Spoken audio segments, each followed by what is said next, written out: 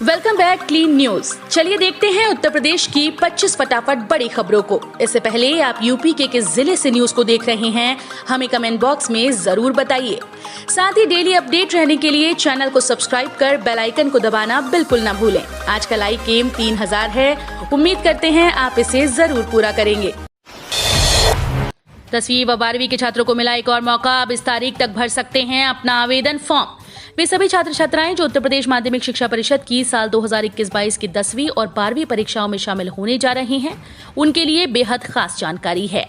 बता दें कि यूपी बोर्ड ने परीक्षा कार्यक्रम 2022 के लिए ऑनलाइन आवेदन फॉर्म भरने की तारीखों को बढ़ा दिया है। ऐसे में 10वीं व 12वीं एग्जाम में शामिल होने वाले स्टूडेंट्स अब 6 अक्टूबर तक बोर्ड परीक्षा के लिए अपना आवेदन फॉर्म भर सकेंगे। अब प्राइवेट डॉक्टर तलाशेंगे दिव्यांग कुष्ठ रोगी, यूपी सरकार देगी 2500 पेंशन। कुष्ठ रोग और कालाजार बीमारी के उन्मूलन में स्वास्थ्य विभाग निजी क्षेत्र के चिकित्सकों का भी सहयोग लेगा। इस संबंध में विश्व स्वास्थ्य संगठन के तकनीकी सहयोग से स्वास्थ्य विभाग ने 75 से अधिक निजी चिकित्सकों को इस कार्य के लिए लगाया है। कुष्ठ रोगियों को प्रदेश सरकार जहां 2500 रुपए प्रतिमाह पेंशन दे रही है, तो वहीं कालाजार के रोगियों की भी सरकार आर्थिक मदद कर रही है। इंडियन मेडिकल एसोसिएशन के गोरखपुर चैप्टर के साथ मुख्य चिकित्सा अधिकारी डॉक्टर सुधाकर पांडे ने शुक्रवार की रात के उन्मूलन कार्यक्रम में निजी क्षेत्र की सक्रिय भागीदारी को लेकर चर्चा की। एकेटीयू ने यूजीपीजी कोर्सेज में एडमिशन के लिए शुरू किया registration. Doctor APJ Abdul Kalam technical university ने यूपीसीईटी 2021 की काउंसलिंग के लिए रजिस्ट्रेशन प्रक्रिया कल से शुरू कर दी। जो अभ्यर्थी काउंसलिंग राउंड में भाग लेना चाहते हैं, वे यूपीसीईटी की ऑफिशियल वेबसाइट upcet.admissions.nic.in पर जाकर रजिस्ट्रेशन करा सकते हैं। यूपीसीईटी के काउंसलिंग के जरिए B Tech, M Tech, B Tech, B design, B pharm, BFD, BFA, B voc, MBA, MCA आदि कोर्सेज में एडमिशन लिया जा सकेगा। यूपी सरकार की छात्रवृत्ति योजना, जाने कैसे मिलेगा स्कॉलरशिप योजना का लाभ। शिक्षा किसी भी तरह की तरक्की में सबसे अच्छा कारण व सबसे बड़ी बाधा दोनों होते हैं। अगर अच्छी शिक्षा मिल जाए तो पढ़ लिख कर अच्छी नौकरी मिलती है, वहीं अगर आर्थिक तंगी हो तो वो पढ़ाई में बाधा बन जाती है। ऐसे में उनके भविष्य को सुधारने का काम उत्तर प्रदेश के सीएम योगी आदित्यनाथ करते नजर आए। सीएम योगी आदित्यनाथ ने उत्तर प्रदेश स्कॉलरशिप योजना की शुरुआत की है।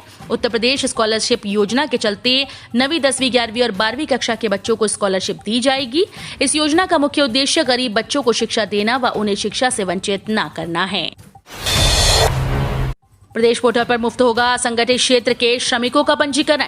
असंगठित क्षेत्र के श्रमिकों का पंजीकरण यदि राज्य सरकार के पोर्टल पर करने की जरूरत पड़ी तो केंद्र की तरह पूरी तरह निःशुल्क होगा।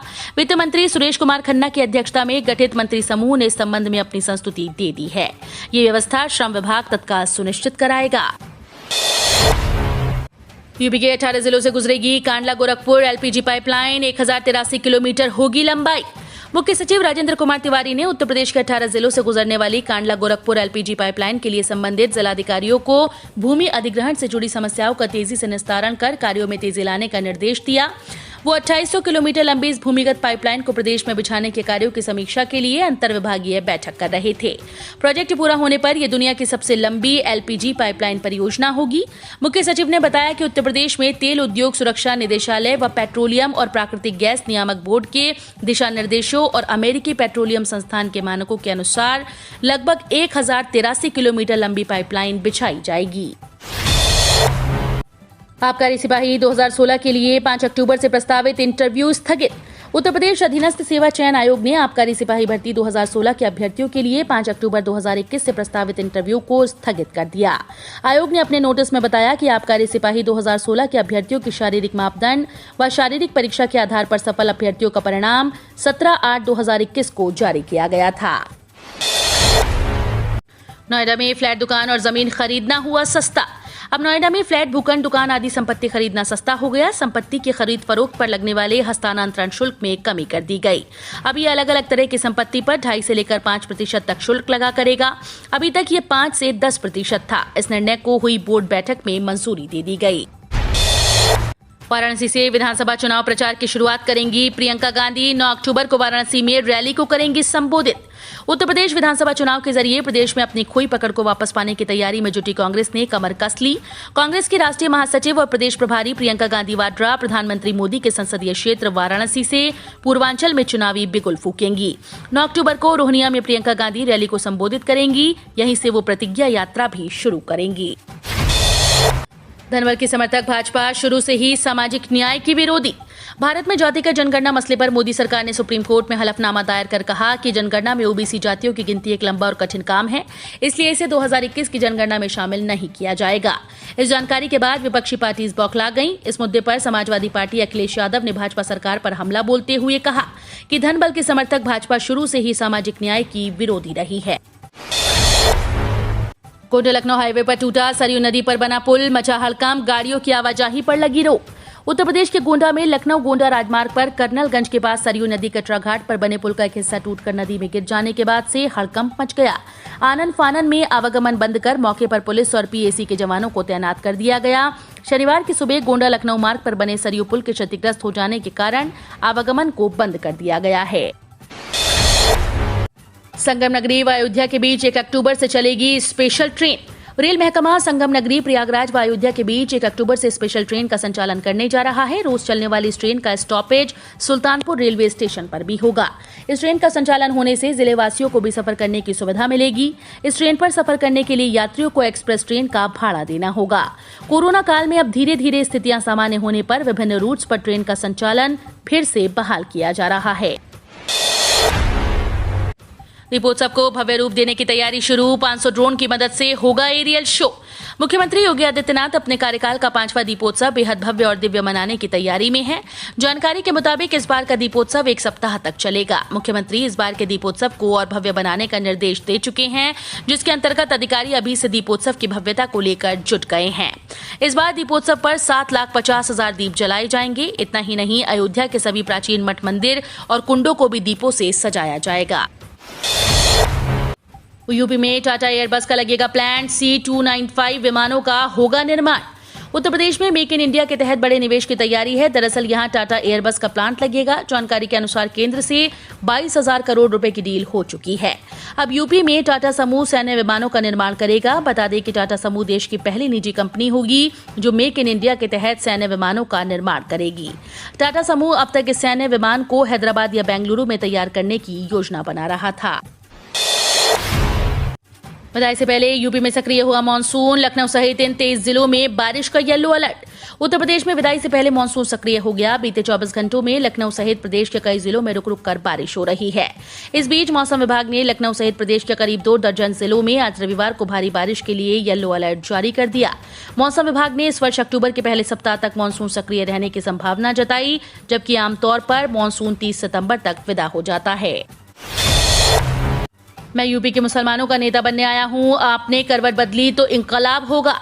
असदुद्दीन ओवैसी ने कहा कि मुसलमानों को 60 साल से धोखा मिलता रहा। आजम खान जेल में है, मुख्तार अंसारी जेल में है, बड़ी संख्या में मुसलमान जेल में बंद हैं। केंद्र की मोदी सरकार पर निशाना साधते हुए असदुद्दीन ओवैसी ने कहा कि फिरका परस्त को भी हराएंगे।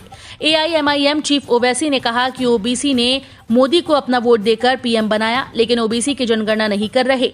मोदी सरकार ओबीसी को धोखा दे रही है। साल 2024 में मोदी को भी हराएंगे। एक और रिकॉर्ड बनाने की तैयारी में यूपी। अब तक 8 करोड़ से ज्यादा लोगों को लगी कोरोना की पहली डोज। घनी आबादी के बावजूद वैश्विक महामारी कोविड-19 को काबू करने में सफल यूपी अब टीकाकरण के मामले में एक नया कीर्तिमान स्थापित करने जा रही है। सूबे के अपर मुख्य सचिव सूचना नवनीत सहगल ने शनिवार को बताया कि कोविड टीकाकरण के लिए अहर प्रदेश की 54.12% आबादी ने टीके की पहली डोज प्राप्त कर ली।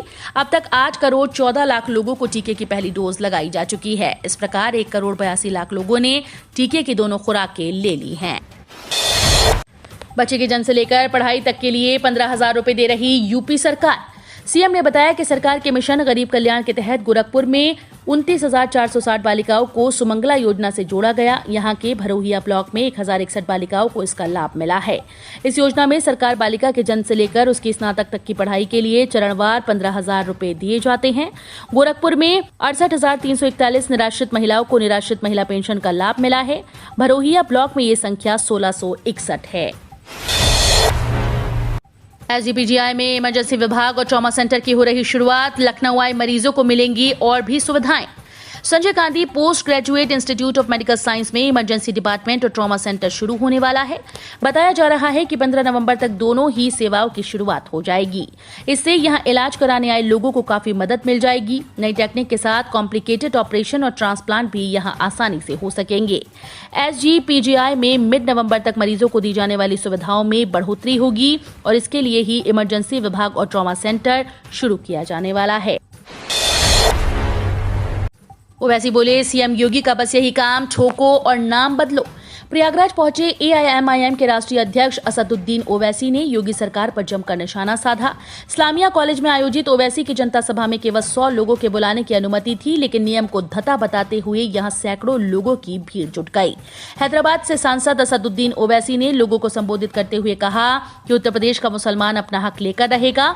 ओवैसी ने इस दौरान भाजपा के अलावा सपा बसपा पर भी तीखा प्रहार किया। डेटा एंट्री ऑपरेटर और सीनियर सुपरवाइजर के पदों पर निकली vacancy. Broadcast engineering consultant India limited में विभिन्न पदों पर वैकेंसी निकली है। इसके मुताबिक apprentice data entry operator, supervisor और सीनियर सुपरवाइजर के पद पर भर्ती के लिए अधिसूचना जारी की है। इन पदों के लिए आवेदन की प्रक्रिया शुरू हो चुकी है और 7 अक्टूबर 2021 तक चलेगी। इन पदों के योग्य और आवश्यक योग्यता और अनुभव रखने वाले उम्मीदवार ऑनलाइन मोड के माध्यम से पदों पर आवेदन कर सकते हैं। अप्लाई करने के लिए अभ्यर्थियों को आधिकारिक वेबसाइट के माध्यम से ऑनलाइन आवेदन करना होगा। स्मॉल बिजनेस की शुरुआत करने के लिए लोन के ये विकल्प हैं मौजूद। प्रधानमंत्री मुद्रा योजना के लिए 50,000 रुपए से 5 से 10 लाख तक का लोन लिया जा सकता है। स्वरोजगार को बढ़ावा देने के लिए प्रधानमंत्री मुद्रा योजना की शुरुआत की गई, जिसका मकसद देश में अधिक से अधिक लोगों को रोजगार दिलाना है। अगर कोई अपना काम शुरू करना चाहता है तो वो सरकार की इस स्कीम का फायदा उठा सकता है। इस योजना के तहत लोन M को 3 भागों में बांटा गया है। पहला शिशु, फिर किशोर और अंत में तरुण। आर्मी, नेवी और वायुसेना में रिटायरमेंट की उम्र बढ़ाने का प्रस्ताव जल्द होगा लागू। अफसरों की कमी होगी दूर। भारतीय सेना, नौसेना और वायुसेना के अधिकारियों की रिटायरमेंट उम्र बढ़ाने के प्रस्ताव को जल्द ही लागू किया जा सकता है। साथ ही प्री मैच्योर रिटायरमेंट लेने पर पेंशन काटने का भी प्रस्ताव लागू होगा। मिलिट्री अफेयर्स डिपार्टमेंट ने पिछले साल 29 अक्टूबर को एक पत्र जारी किया था, जिसमें कहा गया कि 10 नवंबर तक इस संदर्भ में ड्राफ्ट GSL तैयार कर लिया गया है, जिसे CDS जनरल विपिन रावत देखेंगे। सरकार ने फैमिली पेंशन की सीमा बढ़ाई। अब मिलेगी 1.25 लाख मंथली पेंशन।